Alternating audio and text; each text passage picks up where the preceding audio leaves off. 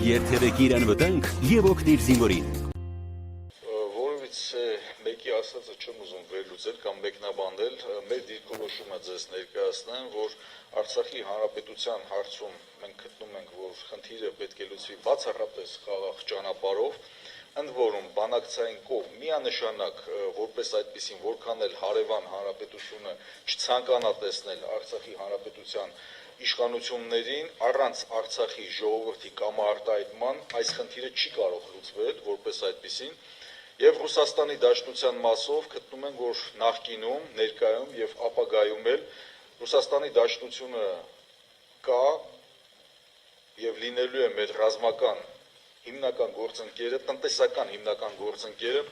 եւ գտնում ենք, որ այս հարցում մենք բավականաչափ մեծ չկիրառված, չօգտագործված պոտենցիալ ունենք, որը որ առաջիկայում պետք է լավագույնս կիրառենք, չբացառելով նաեւ զարգացում եվրոպական ընտանիքի պետությունների հետ